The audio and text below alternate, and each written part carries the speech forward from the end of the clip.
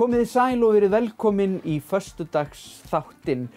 Fyrsta föstudagsþátt sumarsins, því það komið sumar og gleðilegt sumar.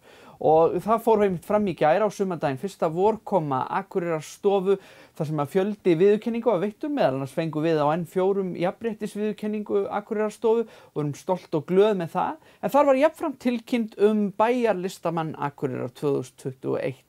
Og bæjarlistamaðurinn hingað til mín kominn, Dagrún Matthíasardóttir, hjartanlega til hamingju með þessa miklu viðurkenningu. Já, takk. Þetta mikill heiður og ekkert smá, já, ég veit það ekki. Ég veit ekki hvernig ég var að lýsa því. Þú bara náðir niður á jörðina. Ég að fatta þetta. Já, svona, já. Smá saman. Það tekur smá tíma örugglega, þetta svona sígist alveg inn. Já, svo þarf maður að komast í gang líka. Já. Þá þetta svona komið, vonandi. Nei, þetta hlýtur samt að vera ótrúlega mögnuð tilfinning. Þetta alveg svakalega flott tilfinning. Þetta svona, hvað ég segja, mér finnst ég að unnið aðeins í lottóinu, fá að vera bara ein með mér og vinna í listinni og einbytta mér án þess að vera í öðrum störfum á meðan. Já, einmitt, af því að við listamenn þekkjum það, maður þarf ofta að grípa í bara alls konar verkefni til þess að eiga svona salt í grautinn með eiga fyrir innblæstrinum. Já, bara vinna alltaf með. Já. Og hvernig sérðu fyrir þér þetta ár sem framundan sem bæjarlistamaður?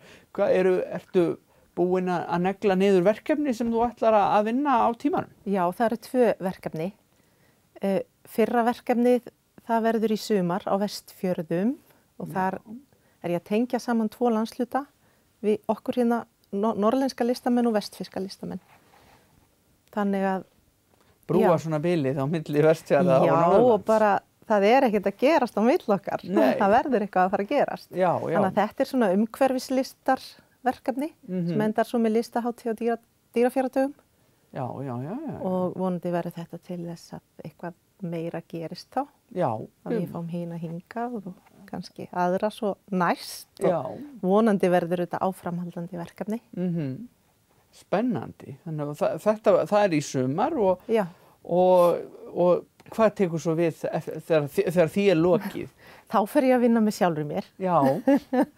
Og þá ætla ég að starfa í grafíklist og stúdera það og prenta. Já. Og finna mig þar. Ég hef aðeins komið við í henni en ekki mikið, en ég finn mig í því. Já. Þannig að þetta kjörið tækifæri. Já, auðvitað. Og þannig að nýta þetta svigrúm og frelsi sem þú hefur sem bæjarlistamann til að þróa sig áfram sem listamann. Já, alla leið helst. Já, það bara borðleggjandi. Já. Og ég vissum að þetta verður farsælt samstarf hjá þér við þig.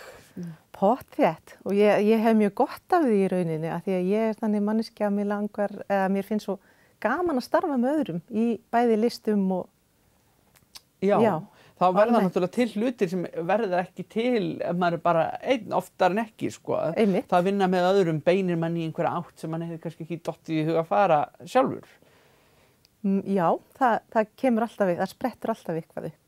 Já, en á móti kemur og svo getur verið mjög áhugavert að sjá hvað vellur upp úr manni og hvað maður gerir þegar maður bara einn með sjálfur sér og neyðist til þess að gera eitthvað. Já. Og nýta allt, leyfa bullinu að koma og vera alvarlegur á milli. Já. Og upplifir þú þetta sem að margir listamenn upplifa, sko, það að hafa einhvers konar, svo ég leið mér að sletta svona deadline, að það sé einhver tímapunktur, einhver svona tímapressa, finnst þér hún vera, sko, gefa þér innblástur? Sko, hún góð, maður yfirleitt byrjaður á einhverju verkefni áður en að tímapressan kemur, þetta deadline. Já. Og þá náttúrulega fer maður í eitthvað gír. Já. Það gerist margt á deadlineinu sem maður bjóst ekki við að maður gæti kannski. Nei. Þannig að það virkar vel. Já. Það spillir allavega ekki fyrir að hafa það. Nei, ég hef ekki fundið það. Nei. Nú yfirleitt frekar slök. Já. Þú ert ekkert á nálum yfir þessu venjulega. Nei. Þetta sko ótrúlega skemmtilegt og verður greinilega fjölbreytt ár hjá þér. Þú náttúrulega hefur í gegnum tíðin náttúrulega komið að því að gera alls konar list og prófað ýmsa miðla og svona í því að miðla myndlistinni til dæmis. Það alveg rétt. Ég mjög tilraunaglöð Já. elska að gera tilraunir og líka láta hugmyndirna rætast. Það finnst mér svona mjög gaman og þá hef ég gert það bæði með sjálfur mér og öðrum Já, og listhópnum mínum. einmitt. Þannig að það er Áttu þér svona einhver uppáhaldsverkefni sem þú hefur unnið í gegnum tíðina sem að hafa Ég svona leitt þig hingað? það ekki. Ég held bara að þau hafi gert það svona samanlagt einhvern veginn. Já. Að þetta sé svona, þessi uppskera núna er svona summan af þessu öllu sem þú hefur verið að... Ég vona það. Já, ekki spurning. Ég held að það sé leiki engin vafi á því. En fyrir svona fólk sem situr heim í stofu og þekkir kannski ekki nákvæmlega inn á fyrirkomulag svona listamannalauna og bæjarlistamanna starfslauna. Starfstímabilið er 9 mánuðir í raun og veru.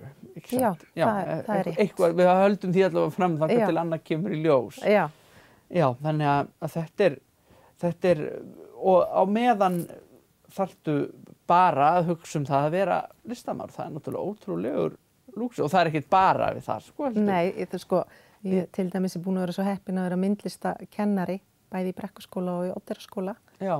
Þannig að þá er maður að starfa með börnunum í listinni og það er alveg rosalega gefandi og skemmtilegt starf. Já, hvetja listamenn framtíðarinnar til dáða. Já, örfa þau og leyfa þeim að koma hugmyndum sínum á framfæri. Einmitt. Mjög mikilvægt. Það er mjög mikilvægt. En núna færðu tækifæri til þess að örfa og efla eigin listsköpun og það er bara ótrúlegt fagnaðarefni. Ég bara enn og aftur óska þér innilega til hamingju með þetta. Takk kærlega. Og þakka þér kærlega fyrir að koma inn í þáttinn. Já, takk fyrir mig. Þetta er bara frábær heiður og gaman að fá að vera hér líka. Okkar er ánægjan. Takk fyrir. Takk.